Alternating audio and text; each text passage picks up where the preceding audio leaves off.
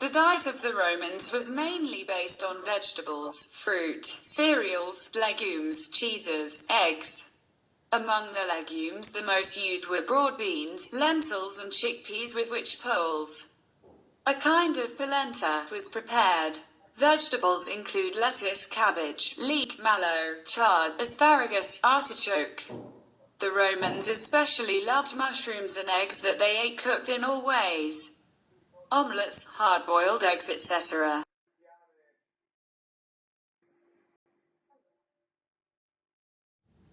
The fruit in common use was what we consume today with the exception of citrus fruits which made their appearance in Italy after the conquests in the East. They are consumed: apples, mala, pears, pyra, cherries, cerasa, plums, pruna, grapes, fresh or dried, also preserved in earthenware containers, walnuts, almonds, chestnuts, dates, strawberries, melons, etc. Even then, jams were made with quince. Apricot was brought from Armenia, which was also used to cook pork. The use of bread in the diet of the Romans became general only at the beginning of the 2nd century BC. In fact, in the first centuries there were 3 qualities: black bread, made of thin sieved flour, consumed mainly by the poorest; panis secundarius, whiter but not very fine, luxury bread, panis candidus. The bread was baked in the oven or in special containers such as clipanus. It was the basic food of the people and especially for the lower classes. The main granary of the empire was Egypt, which supplied Rome and guaranteed supplies.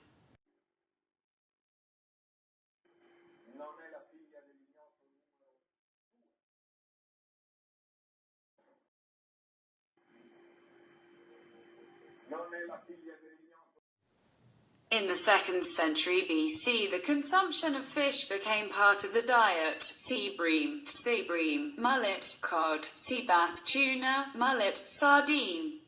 But also mollusks and crustaceans, lobsters, sea urchins, oysters, and fish such as Murray's reared in special tanks. The oysters reproduced quickly and were eaten raw with the addition of some sauce, just like today.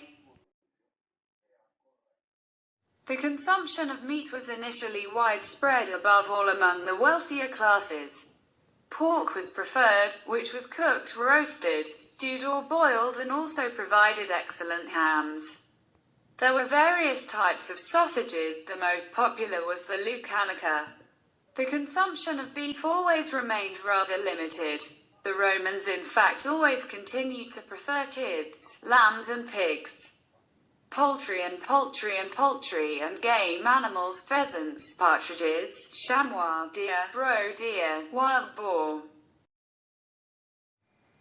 Among the drinks there was wine, of which there were numerous types and qualities. Everyone drank it and in abundance, rich and poor, even the slaves. Women were strictly forbidden. The wine was hardly ever consumed pure, because it had a high alcohol content and could take on unpleasant flavors. Instead it was diluted in water and mixed with spices, herbs, honey, mulsum. Very widespread was posca, a mixture of water and waste wine that was about to turn sour so as not to make bacteria proliferate in the water, and was used by legionaries on the march for this reason.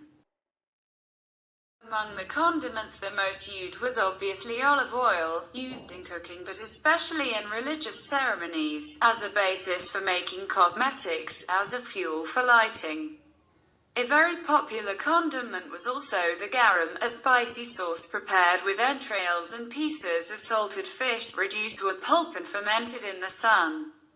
The Romans were passionate about it and did not hesitate to pay very high prices for a good quality product. One of the most valuable was produced in Spain and in Pompeii and were transported in special amphorae by sea. The Romans made extensive use of it to season all foods, eggs, meat, fish, and sometimes even in fruit and sweets. The meals of the Romans were mainly 3. Breakfast, ientaculum, included bread, cheese, olives, dried fruit, milk and honey. For the poorest, only bread with milk or wine. The midday snack prandium was often eaten in one of the numerous tabernae or thermopolia, a sort of diner of the time. The thermopolium offered hot food and drinks to take away or to consume on the spot, such as focaccia, sausages, skewers, fried fish, cheese, olives, some vegetables, fruit. Characteristic of these rooms was a counter with numerous recesses, sometimes deep down to the ground, to contain the containers of drinks and food. A small fireplace in one corner made it possible to heat bronze or terracotta pots. Between 3 p.m. and 5 p.m., dinner was the main meal of the day. For the poor with the leftovers of the day. For the richest it lasted at least 3 hours and included 3 moments gustatio.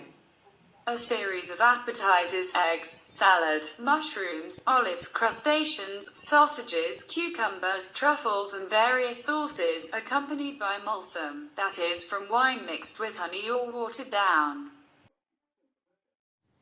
In wealthy families, there was the banquet rite, convivium. In the dining room, called triclinium, 3 lecti, imus medius, sumus, were arranged around the table.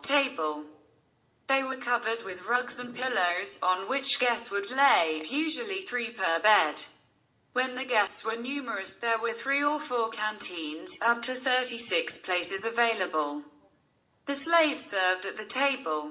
The banquet ended with toast, shows and entertainment of various kinds such as readings aloud, performances by actors acting, acrobats, players and dances. When the party was over, the diners took their leave. They brought with them in the linteum, large linen napkin, the leftovers of the meal, together with the small gifts, apophratea, received as a gift from the host. First canteen. It consisted of various courses, furcula, for fish, birds, cranes, peacocks, flamingos, parrots, beef, lamb and pork, as well as all kinds of game. Then there were bear and dormice meat, considered a real delicacy. Roman cuisine also loved to combine meat from different animals in the same dish, through fillings or even disguises, for a certain meat in the guise of another animal, for the sake of surprising. Secunda canteen. It was more or less a dessert based on fresh and dried fruit, honey sweets and, finally, apples.